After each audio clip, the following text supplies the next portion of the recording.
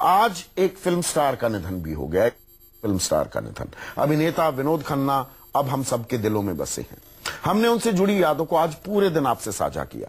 वहीं आज देश के 3 ऐसे हीरो भी थे जो फिल्मी सितारों की तरह रुपैले पर्दे पर तालियां तो नहीं बटोर सके, लेकिन उन्होंने देश के लिए, अपनी मां के लिए शहादत जरूर दे दी। शहीद जवानों के परिजन अब सरकार से पूछ रहे हैं कि ऐसे हालात कब तक बने रहेंगे, जब तक और कब तक आतंकी देश के बेटों की जान लेते रहेंगे।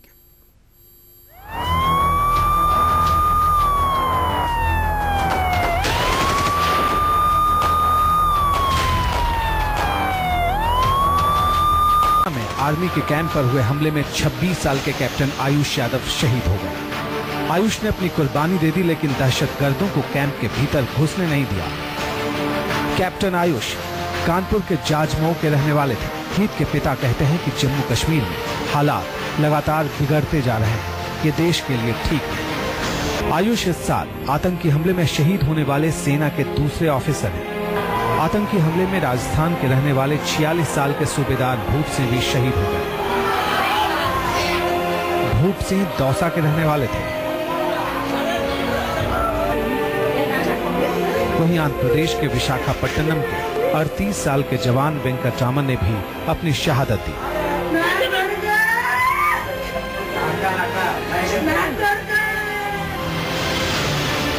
इस साल अब तक हुए अलग अलग आतंकी हमले और मुठभेड़ में 2 अफसरों समेत 15 जवान शहीद हो चुके हैं।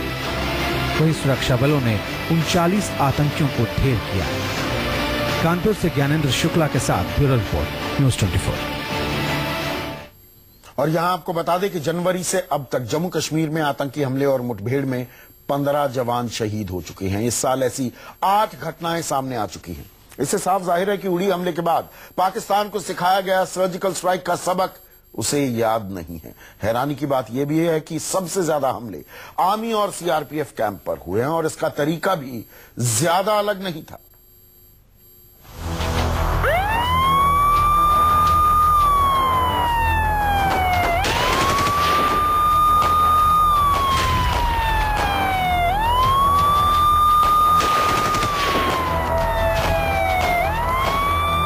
जम्मू कश्मीर में फिर हुआ आतंकी हमला, सेना का कैंप फिर बना निशाना। हमले का तरीका वही पुराना। कुपवाड़ा के पंचगाम में हुए इस हमले में कैप्टन सहित 3 जवान शहीद हो गए। इसके बाद 2 आतंकियों को ढेर कर दिया गया। आतंकियों ने तड़के 4:15 बजे कैंप में अचानक घुसने की कोशिश की थी, लेकिन वो पूरी तरह कामयाब नहीं हो पाए। यही जो है ये मुठभेड़ हुई थी सेना के कैंप के बिल्कुल पास, और इस हमले में जो हम देख रहे हैं कि बिल्कुल उड़ी की तरह ही इस हमले को अंजाम दिया गया है, क्योंकि जो सेना का कैंप है उसके पीछे के रास्ते से मिलिटेंट कैंप के अंदर दाखिल होने की कोशिश कर रहे थे, लेकिन वहां पे मौजूद संतरी ने वक्त रहते यहाँ मिलिटेंटों को देखा और ये मुठभेड़ शुरू हो गई, जिसमें 2 मिलिटेंटों के मारे जाने की खबर है। इस हमले का तरीका उरी हमले जैसा था। उरी हमले से एक नहीं, कम से कम 7 बातें मिलती जुलती हैं। आतंकियों ने आर्मी के 310 जीआर रेजिमेंट के इस कैंप पर हमले के दौरान कैंप के पिछले हिस्से से अंदर घुसने की कोशिश की। हमले के लिए रात के अंधेरे का वक्त चुना गया। कैंप के पास पहुंचते ही सबसे पहले तारबंदी को काटा। उरी हमले की तरह ही ये आतंकी ऐसे केमिकल लेकर घुसे थे जिससे तेजी से कैंप में आग लगाई जा सके, लेकिन नाकाम रहे। माना जा रहा है कि उरी हमले की तरह ही लश्कर के आतंकियों ने यहां जीपीएस की मदद से एलओसी के रास्ते घुसपैठ की। इनके पास से 2 गैमिन जीपीएस बरामद की गई है। ये दहशतगर्द AK-47 से लैस थे। इनके बैग से स्मार्टफोन और ड्राई फ्रूट भी बरामद किया गया है, जिसके पीछे आर्मी जवानों को बंधक बनाने की साजिश का शक है। लेकिन जाबाज जवानों ने अपनी शहादत देकर इन्हें कैंप के अंदर घुसने नहीं दिया।